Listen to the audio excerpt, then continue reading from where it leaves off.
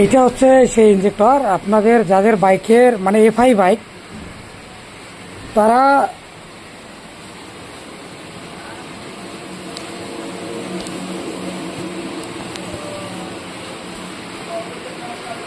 প্রতি ৬,০০০ বা ৮,০০০-এর মধ্যেই এই ইঞ্জেক্টরটা ক্লিন করবেন।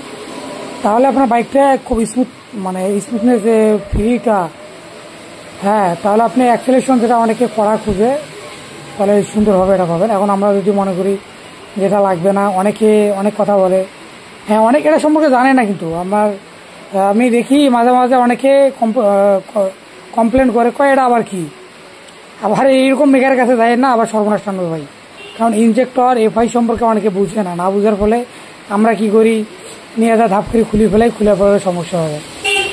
তো ৬,০০০ বা ৬,০০০ প্রতি ৬,০০০ পর ইঞ্জেক্টরটা ক্লিন করবেন, তাহলে বাইকটার আপনি চালায়া অ্যান্ড এই যে স্মুথনেসটা বা স্পিডটা খুব সুন্দর পাবেন এবং অলওয়েজ থেকে থাকবে, বুঝছেন।